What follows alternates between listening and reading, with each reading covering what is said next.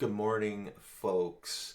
So today we have Stacy again, and we did P&L 2 weeks ago, and today we're talking about the balance sheet. Yes, the tough one, tough for me, but I certainly came away from this knowing a lot more. And I'm a guy that looks at balance sheets a lot. So every little bit, I always pick up something new or a couple things new every time. So I encourage you to listen, enjoy the show. Stacy knows her stuff, and I hope I ask all the right questions. And I'm sure there's some stuff I'm missing, but I'm always here to help you if you need it on what some of the things do. And if I don't know, because there's lots of things I don't know, but there's lots of things I do know. So reach out. I'll help you out, and we can look at the balance sheet, and certainly we can figure a lot of things out from there. So enjoy the show. Stacy Bennett. Greg Sheldon here, your host of Metal, Steel, Manufacturing, and Business Pro podcast, where you learn everything about the metals and manufacturing industry that make your modern day life possible. Yeah, so I've got the balance sheet if you're ready to jump into that. All right, this is the tough one. Cool. Well, for me anyway. It is the tough one. It is the tough one, and it is also so important.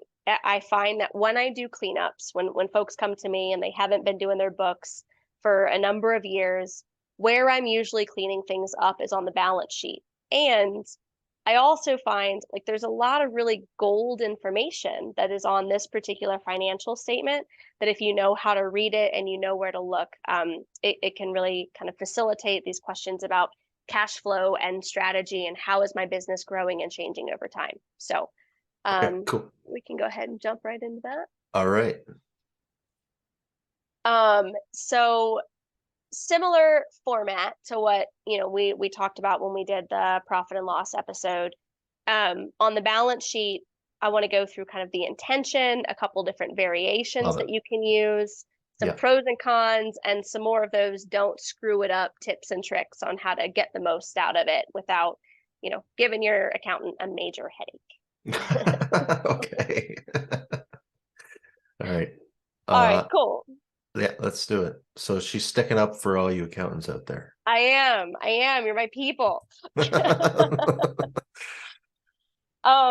Okay, so what is the concept? Like, okay, profit loss, simple, balance sheet, how are they connected? Yes. So your balance sheet is also very simple. It is the balances of the various asset, liability, and equity accounts in your business. Okay. Right? So basically, where does all of the income and expenses that are on your profit and loss hit on the other side? They're either going to hit a bank account, they're going to hit a loan or a liability account, or they're going to hit an equity account if, for instance, you paid for an expense on your own personal credit card, right? So it is the statement of balances at any given time in your company. So I've got an example here I will show for anybody who doesn't have or know what a balance sheet looks like. Mm-hmm. So this is your standard balance sheet. It's going to have your assets at the top. That'll include your cash and cash equivalents. So in this case, a bank account, right? If you've got savings accounts or multiple checking accounts, you would see all of those recorded here. Mm-hmm. Your accounts receivable is also tracked as a current asset. This is the money that you expect people to pay you for sales that you've already recorded. It would also include things like your fixed assets. So if you own a building, if you own equipment, if you own vehicles, all of that would be recorded under your total assets. Okay. Yeah. There's also your liabilities. Your liabilities are going to be things like your accounts payable. So if you owe a bunch of vendors, let's say you ship product inventory, and so you owe several vendors for inventory that you've already ordered, that would be in your accounts payable. If you've got a credit card or a loan or a line of credit, that would also be here. If you collect and remit sales tax, that would also be here under your liabilities. You'll often also see if you run payroll liabilities, all of those things. So basically, this is everything. Your assets is everything your company owns. Your liabilities is everything that your company owes. Mm-hmm. And then your equity is the owner's value or the overall value of your company when you subtract your liabilities from your Okay. assets. Okay. All right. So that's okay. So it should always balance. What do you mean by balance? Yep. So your assets, your total assets should always equal your liabilities plus your equity. Okay. And if it doesn't, what does that mean? There's a mistake somewhere in your accounting system. Something hasn't been accounted for properly. Okay. Okay. Um, so if we go back to not going back, I just mean mentally, if we're going back to the P&L and then you got your net income, Yep. but you've got accounts payable that are higher than the net income. I'm assuming, do these get taken at the same time as a snapshot? Yeah. So if you want to be using them together, then you want to be looking at comparable periods. So for instance, in this one, as of December 31st, 2022, when we were looking at our profit and loss, this was for the year. So that one of the key differences between these forms Mhm. is that the profit and loss shows a period of time. So from A to B. Okay. Your balance sheet, on the other hand, is a snapshot as of this particular day, Okay. right? You'll notice that the net income Yes. is actually reported on your profit or on your balance sheet in the equity section under your current year earnings. So Oh, this okay. is where the way to think about why it balances is this. Your total assets had to come from somewhere. Either you took out a loan to buy the equipment, or Mhm. you sold some products to buy the equipment or to deposit money into your account, right? So your total assets is always going to equal the liabilities that you've taken out plus the equity that you've either put into the company or sold in the form of your current year earnings. Okay. But that's why these two forms balance. Okay. What would you like to know? Well, I'm thinking about it as, okay, if I can see that there's $6,000 or 65, 70, 180 net profit, but I Mm-hmm. have liabilities that are higher than that. I mean, that seems like a problem. Is that Yeah, so there are certain things that your balance sheet is going to tell you about your fiscal health. One being your debt ratio. So, if you are looking at investors, bringing on investors, some of the things that they're going to be looking for is, how is your income to debt ratio? Also, what is your assets to debt ratio? Mhm. So, if you've got $20,000 or let's say $17,000 in cash and cash equivalents and only $11,000 in total liabilities, that looks a lot better than if those numbers were flipped, right? So you can be looking at, maybe I'm showing, some great earnings, but I've got $250,000 in liabilities and not a lot of cash assets. That is not a fiscally healthy company. That's saying that you're servicing your company largely on the back of debt rather Mhm. than with cash. Okay. Okay. All right. And so what are cash equivalents? Like accounts receivables? So account receivable wouldn't be a cash equivalent because you don't that cash is not like there in hand. Okay. And as we know, and I'm sure many of your listeners know, sometimes you've got a really big accounts receivable, but nobody's paying, and so you can't bank on that money. So that doesn't get counted as a cash equivalent. But if you have, say, cryptocurrency that you've invested in with your company that you could easily sell for cash, you could cash that in quickly. That would be a cash equivalent. A lot of folks have actually like petty cash type Okay. accounts, savings, money markets, kind of all of those Okay. Liquid things. liquid things. Yes, that would be under your cash and cash equivalents. Okay. All right. And then accounts receivable, that's because a lot of when you work with larger corporations, they got long payment terms. Right. How do you deal with that problem? There's so much to accounts receivable. I feel like we should do a completely different episode on ARAP. Okay. And for our purposes here, one thing that we can be looking at is our accounts receivable at a healthy level? Meaning, are we noticing that accounts receivable is going up and up and up and up because people aren't paying for extended periods of time? And if that's the case, then some modifications to your accounts receivable processes may be necessary for your company. If you notice yourself taking out a lot of debt to cover the expenses of doing business, and you're not collecting the sales quickly enough to be able to cash fund new projects, right? Then you would likely want to revisit your accounts receivable process. Maybe shorten your terms so that you force your customers and clients to pay sooner. You can also, I'm a big fan of paying in advance for service, which is honestly not so much an industry norm for accountants. And for a lot of service providers, that can be the case also. And so I'm kind of trying to shift the way that I do things because overall it's healthier for me, it's healthier for my clients, and it's more sustainable. So, if you can, consider maybe not allowing payment terms at all or requiring deposits up front to cover the costs. Where I see this get folks in trouble is if, for example, let's go back to you're a contractor, and you have this big home renovation, your subcontractors require deposits, and you didn't take a deposit from your customer. Now you are cash funding deposits until the job is done and you get paid. But then what if your customer pays you 60 days late? Now you've already paid all of your contractors and you don't have the cash flow freed up to cash fund the next project that you're in that same situation with. So finding ways to minimize the accounts receivable on your books, or maintain it at healthy levels is important.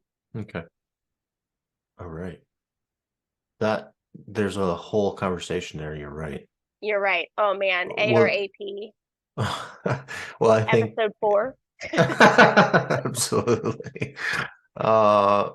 Because you could if you had zero payment time, like you say, that just changes the whole situation. So, because some of these industries, like the one I'm in, a lot of it's large payment time frames, right? 30, 60, 90, sometimes 120, which is crazy, but which is good for the big corporations because it leaves a lot of cash in their company, right? So their valuation goes higher. Which is also good for smaller companies. And, in some ways, bigger companies are kind of getting to write the rules on this because we want their business. Exactly. They're in control of a community. Yeah. And the same things that are good for them are good for us, and so having cash equivalents on hand because we've got shorter repayment terms, because we're taking deposits, all of those things are healthier for us in the long run. And I am not a believer, and granted, I'm going to put this out there as my personal viewpoint, understanding that I am not in the industry that many of your listeners are. And so there's a bit of ignorance on my part, but I am of the belief, and as I mentioned, I'm kind of changing the way that I do it from the standard in my industry as well, that what I do is valuable, and the people who want to work with me want to work with me the way that I work. There's an integrity to it. And so I am not opposed to asking my clients to pay up front, even though many accountants and bookkeepers ask for payment in arrears. So it just takes a few people like you to make the difference, and then things begin to shift. So thank you for doing that. Yeah, thanks. Overall, it's healthier. It's healthier for everyone included.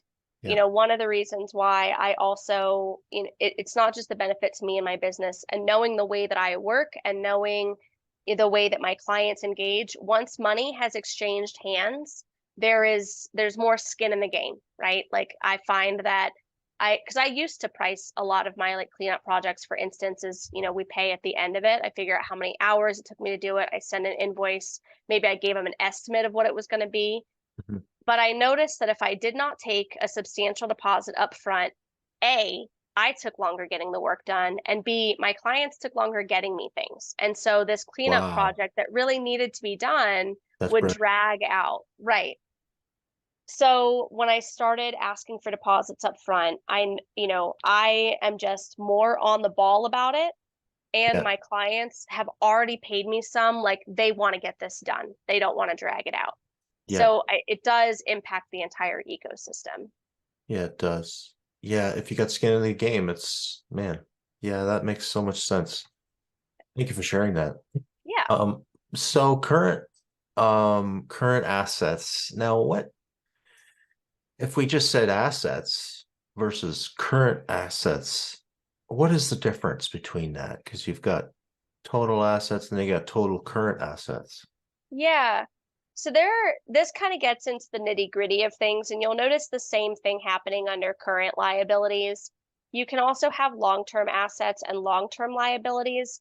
Those would be things that get cashed in or paid off after 12 months. So typically when we're talking about current assets, we're talking about things that are liquid within 12 months Okay. or liabilities payable within 12 months, right? If you've got a long-term liability would be like these idle loans that a lot of companies took out during COVID, right?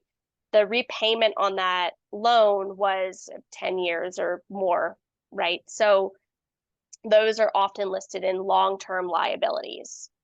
And then your current liabilities would be things like your credit cards, your line of credits, things that you're continuously paying off within the next 12 months.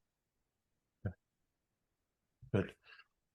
So what is it that everybody asks about when it comes to the balance sheet that doesn't understand about like what a Yeah, yeah, that great question. So this is really where the kind of disconnect between the P&L and the balance sheet happens when business owners think that certain things that they spend money on are going to affect their bottom line or their taxable income, but those things actually hit your balance sheet.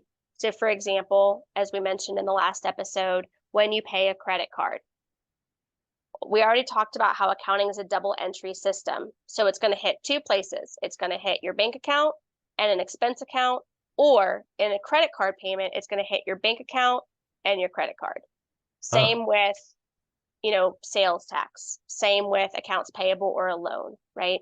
And if it doesn't hit your P&L, it's not a tax deduction. Same with an owner's draw. If you take $500 out of your checking account and put it into your personal account, that is an owner's draw. It's only hitting your balance sheet. Nothing is hitting your P&L. So that is one of the big disconnects. A lot of times folks think that if they, you know, if they take out $1,000 in owner's draws, but they leave the rest of the company's profits in the business bank account, that they're not going to have to pay taxes on those funds until they take it in draws. That's not the case. You are always being taxed on your profits, not your owner's draws, right? So okay. does that make sense? Not Bring it. exactly, no. Okay. So owner's draws, can you define what owner's draws are exactly? Yeah, So, owner's draws. You'll also see this account called shareholder distributions, um, draws and distributions, kind of any of the partners' equity. You'll sometimes see it called that. okay, And so that is literally where you, as the owner of the company, take money out of the business account for personal use. okay. So that is distinct from And that comes out, paying. Go ahead. but so that comes out of the profit, right? No. Okay. No, it does not. That is the hardest to wrap your head around misconception that I have found for business owners. I have this conversation probably once or twice a week. Okay. Draws do not come out of profit. Draws don't hit your profit and loss ever at any point. So if we look back at your profit and loss, Mm-hmm. nowhere on this income statement do you see owner draws. Okay. It always happens on your balance sheet. Now, that being said, if you're an S Corp or a C Corporation, you may pay your owner a salary through payroll.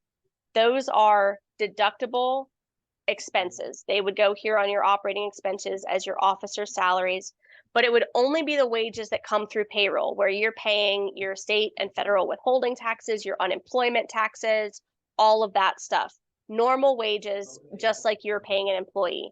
When you just go to an ATM and withdraw $500, that's an owner draw. When you just transfer yourself $1,000 for the week, right? That is an owner's draw. Okay. It has to run through an actual payroll and be taxed and reported on a W-2 in order for it to hit your P&L as an expense. Okay. All right. So where does it come from? your owner's draws, Yeah. your owner's draws are going to come from your bank account, right? Oh, So okay. you're gonna take money out of your bank account, and or in this case, I think the couple of transactions I coded here to owner's draw were on my credit card, right? So like if you spend money on a personal expense on a credit card, that would get coded to owner's draw. Owner's draw operates the same way as an expense account on your P&L, where when you're doing your coding, you would code a transaction to owner's draw. The only difference is that account doesn't live on your P&L. It lives here in your equity section. It's a different type of money being spent. Okay. And what is important to understand from a tax standpoint is that whether or not you take your profits out as a draw or leave them in the company, they're still taxable. So this $17,000, for instance, that's sitting up here in the checking account is up for grabs, right? Like you as the owner could go in there and pull out 17 grand as a draw. That isn't going to affect your net income at all. Okay. If you had left the 667 in the account or in the business, not going to affect your taxable income at all. Your taxable income comes off of your profit and loss statement.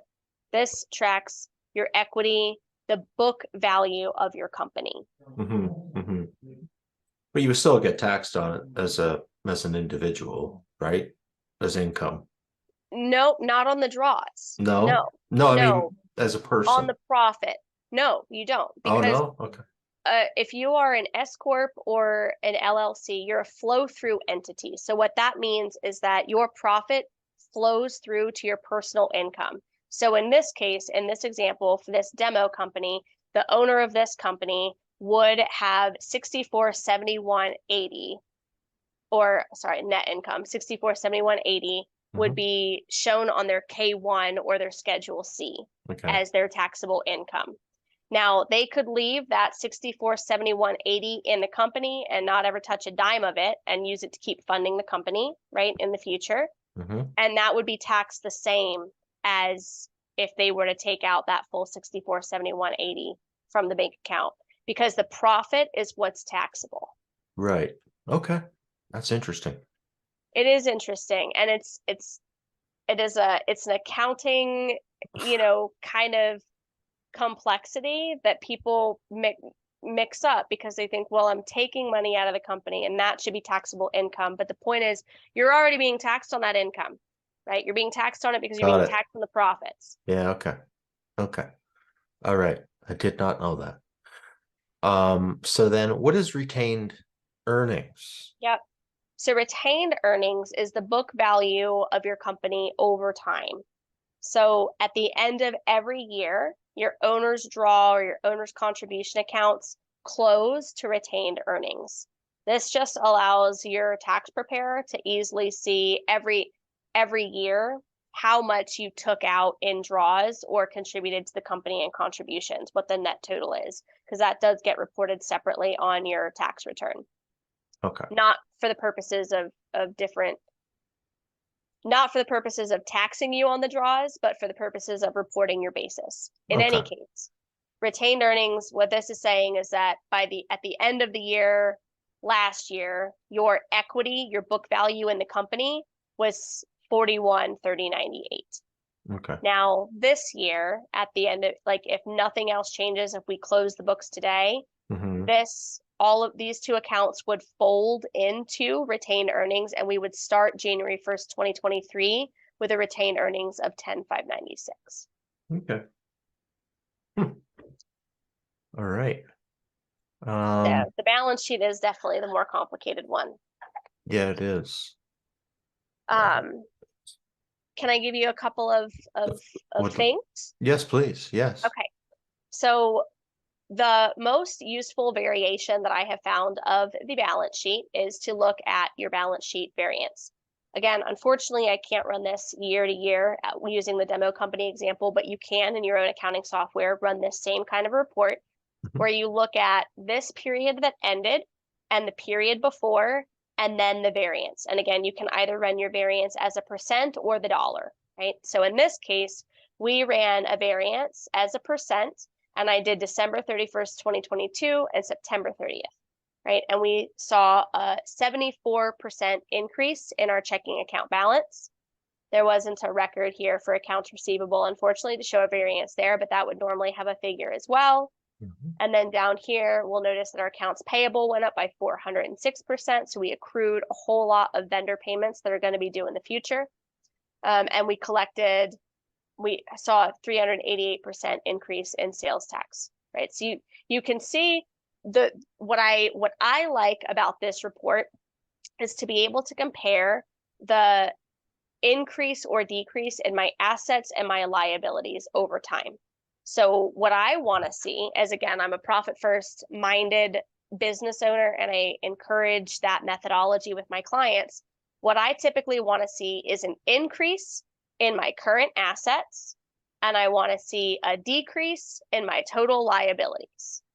Okay. So if you are implementing the profit first system into your company, that is what your balance sheet is likely going to look like, because that's what the model is created to do.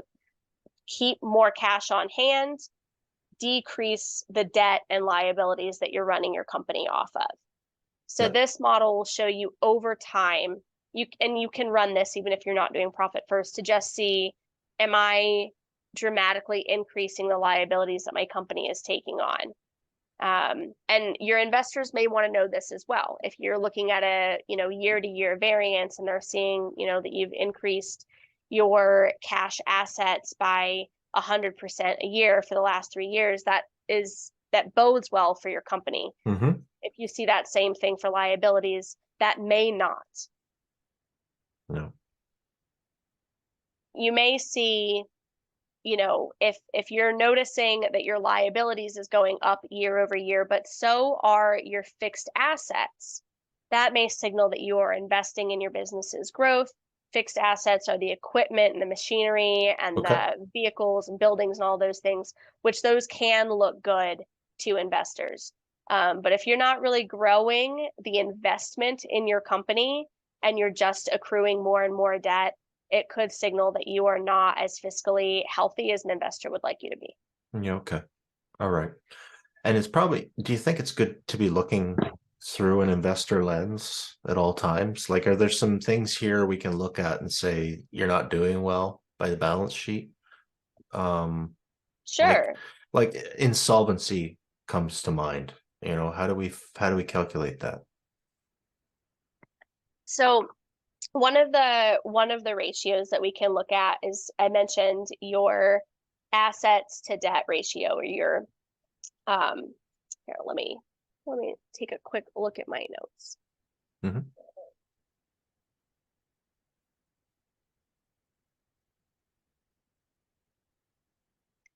So your debt ratio is going to be your liabilities to your assets. And I wrote down a couple of figures.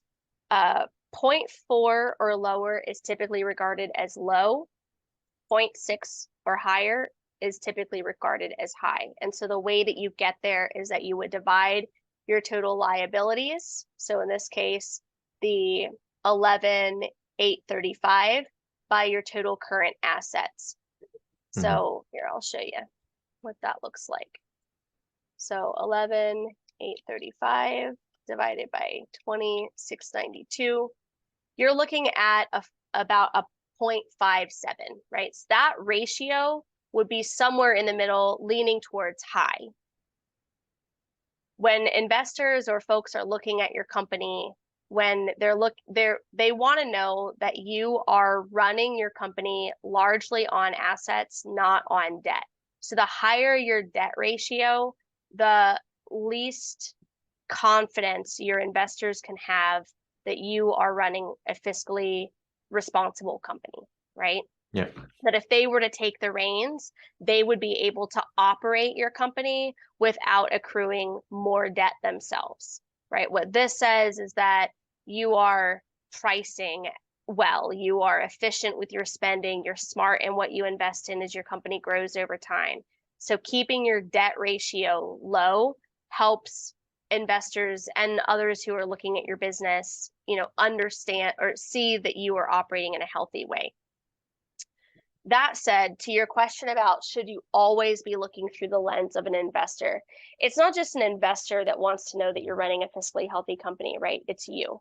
Like, you need to know that if, let's say, your revenue dries up tomorrow, you've got some runway, right? A lot of people experienced this when COVID hit and suddenly we had to close down for 3 months or longer, right?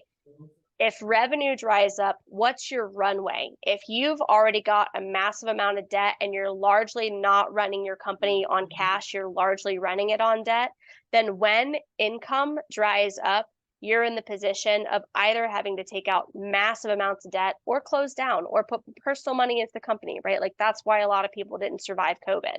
Yeah. And so really looking at having a healthy balance of cash assets and minimal liabilities is what I coach my clients to really strive for. Yeah. Yeah. There is a train of thought, and I give value to it. And there are a lot of business coaches and accountants and folks out there that say, you got to spend money to make money. And, kudos to that point of view. And there are a lot of really, really smart people coaching it, and I don't want to dog on it at all. It's not my preference. It's not what I encourage, and it's not what I do in my business. Yeah. I think paying for things with cash to the best of your ability is a smarter route to go. And I think that will overall sustain your company for a longer period of time than having to rely on debt without taking on the kind of risk that debt brings to your business. Yeah, absolutely. Yeah, I agree with that. I mean, it's a case by case basis. I mean, sure.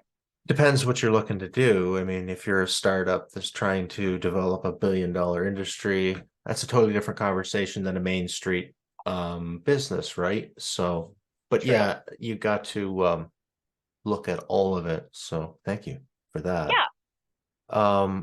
Okay. So what else do I need to know? Yeah. So let's see. What were some of the other notes that I wanted to make on this? How about some pros and cons? We want to go into some pros and cons? Love the pros and cons. Okay. So, pro, as we've kind of touched on throughout this conversation, the balance sheet is a great measure of financial health, especially when you couple it with your profit and loss statement. This variance report, being able to see that my cash assets are increasing and my liabilities are decreasing over time, that really helps you to see if you're moving your business in the right direction. Also, and other places to look where you want to know, how is my business performing? If you're, again, noticing a large increase in accounts receivable, but you're not noticing large increases in your sales from period to period, that signals that probably you're experiencing issues with collections more than an increase in revenue, right? Like, it would be normal to see AR go up dramatically if you're on a huge growth curve. But if your sales are stagnant and your accounts receivable is getting larger, we need to change your systems there. I would say another is that let me interrupt you. Yeah, please. When it comes to that issue of not collecting, is that always just somebody not because as for tools, they're great, but you got to have the conversation with your customer to say, look, I need this, you need to pay this. And like, is there ways around that? I mean, or is it just, I got to fire my bookkeeper and get somebody that's more harsh on the clients? Like,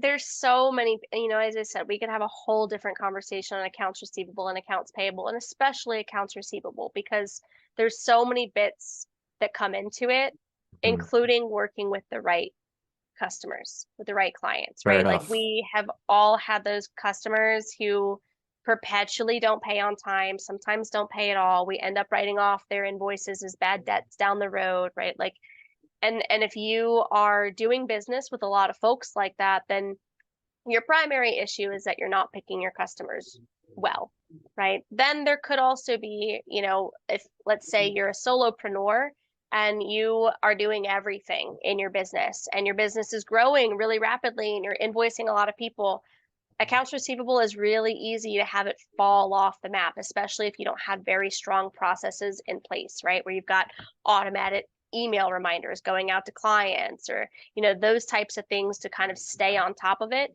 If you're relying on yourself to sit down and go through and keep track of who's paid and who hasn't paid and who's gotten an updated, statement and who hasn't and all of that, it can get really confusing. And I see that often be where accounts receivable falls off the map.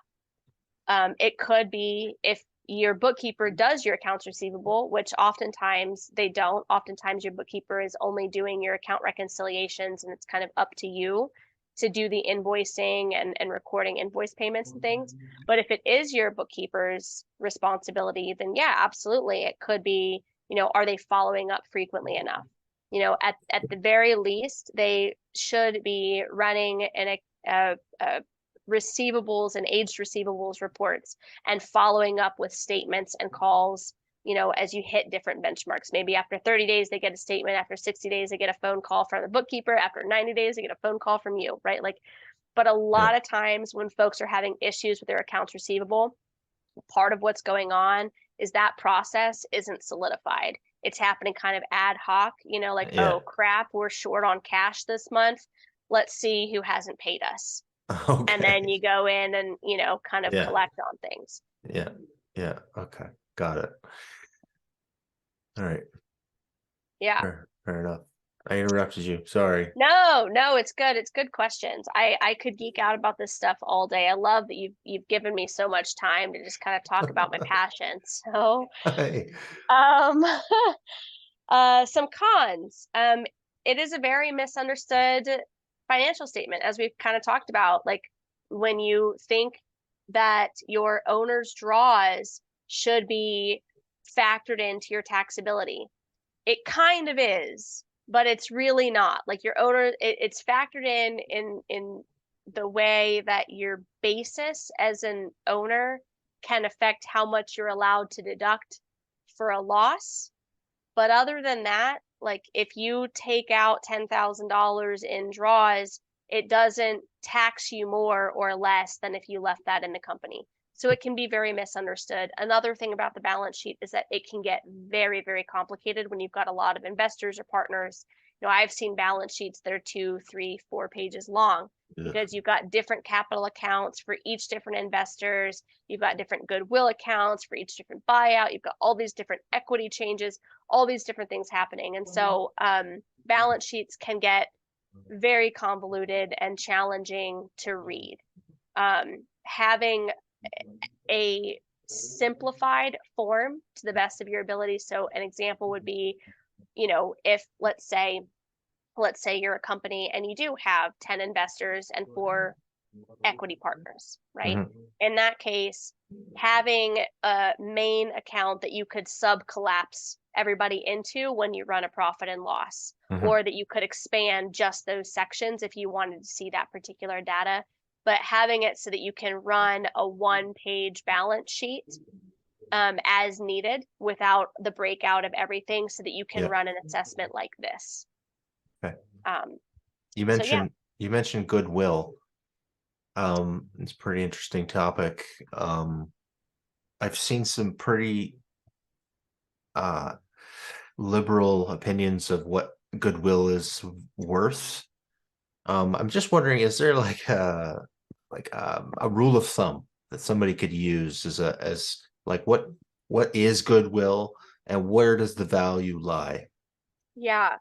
So I don't have a whole ton of details to offer on goodwill, unfortunately. That is kind of Okay. one of the areas that I rely on my tax preparer partners to help me understand as it comes up with my clients, where to code it, how to code it, all of that.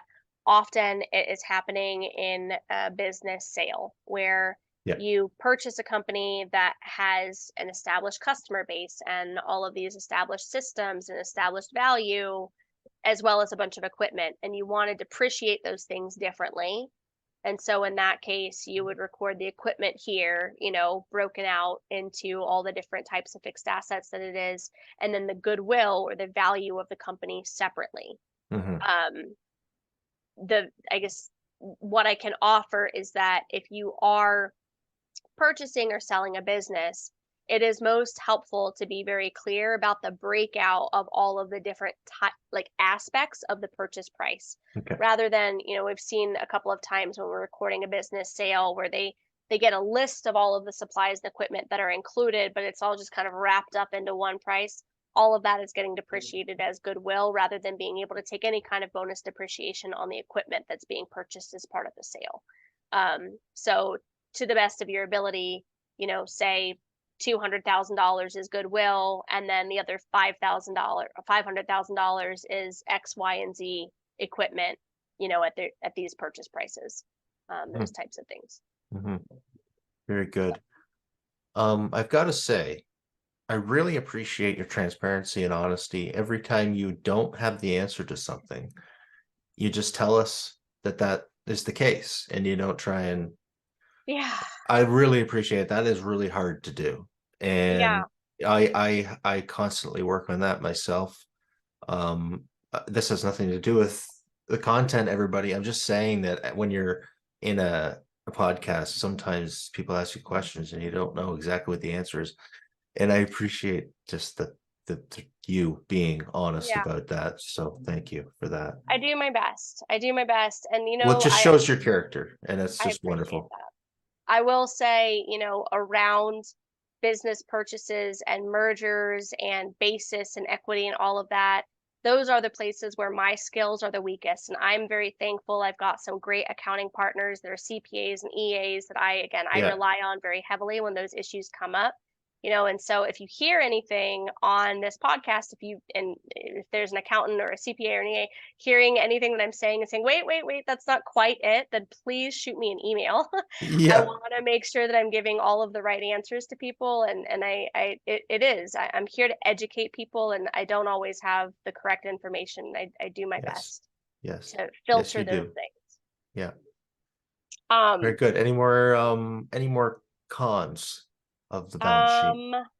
that is it for my cons. I have some don't screw it ups. Let's hear them. Don't screw it ups. All right. So, couple of things. Beware of open balance equity, uncategorized asset, and clearing accounts. If you see those on your balance sheet, often, not always, but often it is an error that hasn't been corrected. So Okay. opening balance equity, I see this one in QuickBooks Online or QuickBooks Desktop a lot. And so that usually happens when, let's say, you link up a credit card that has been active for 3 years and there was already a balance on it. And when you link up the credit card, you say, oh, well, my balance is $2,100, and then start tracking from today. It's going to create a record in your opening balance equity account. Okay. You want to make sure that that gets fleshed out, because you're not claiming opening balance equity anywhere on your tax return separately. Like, it needs to be identified for what it was. Was it a bunch of owner's purchases?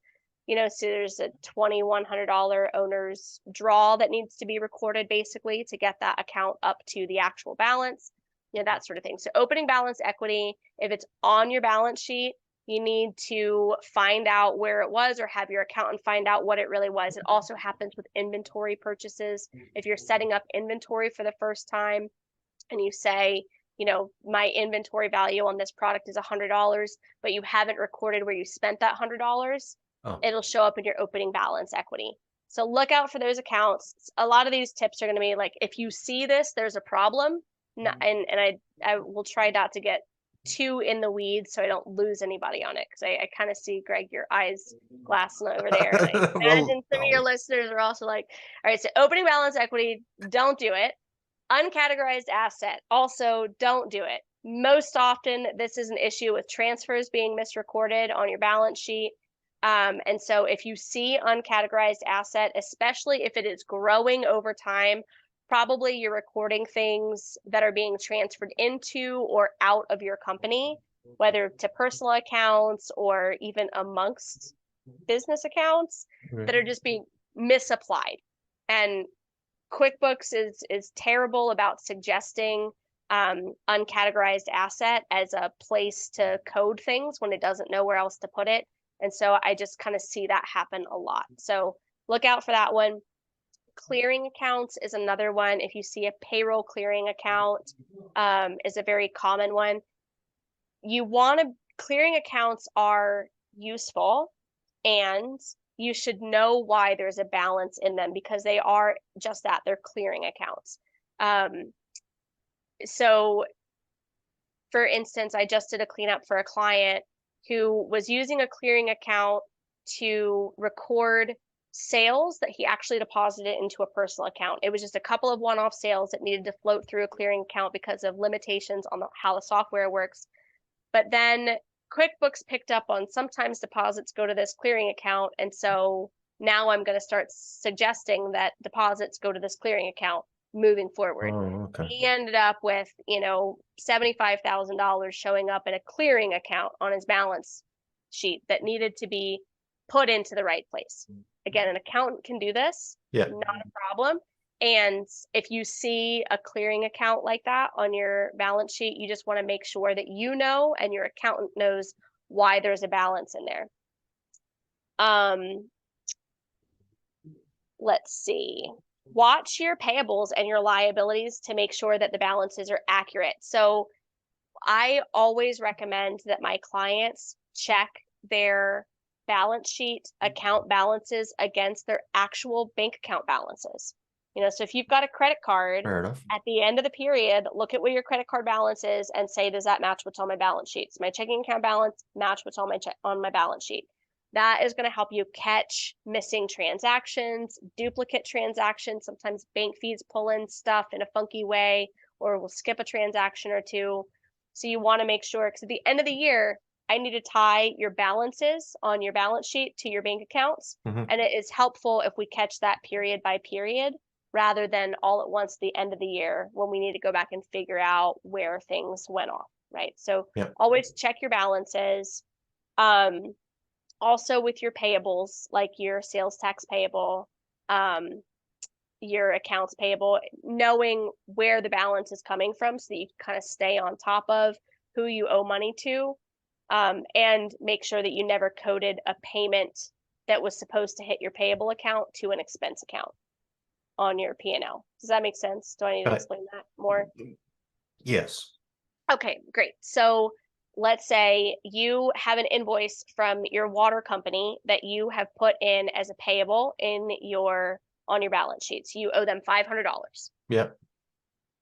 Make sure that you know when that $500 clears your bank to code it to your payable account rather than water and utilities or whatever expense on your P&L. Oh, Right. So a lot of times when your payable account is increasing over time, it's because you are making payments on things that were recorded in your system as a payable. You're just coding them outright to the expenses as they clear your account rather than matching them to the open payables. So being on top of why do I have a balance on my accounts payable? Did I pay anything that's still showing up as past due here in my accounts payable account? Will kind of help you stay on top of and make sure you're not duplicating expenses somewhere. yeah. Very good. Is that helpful? I think that is helpful, even just on the level of like, these are things that maybe if the guy isn't doing them himself, it's just the awareness of it, right? Yeah. To know what's happening Right. or what isn't happening. Right. Yeah, this conversation is definitely, it's very informative for folks who do the books largely by themselves. If you've got an accountant, some of this stuff is a bit more granular than you need to know. But it's also, look, there's a lot of really crappy bookkeepers and accountants out there, and a lot of great accountants would say the same thing, because we are the ones who end up cleaning up the books for crappy accountants and bookkeepers. So you, as a business owner, at the end of the day, it is 100% your responsibility to make sure that your finances are together.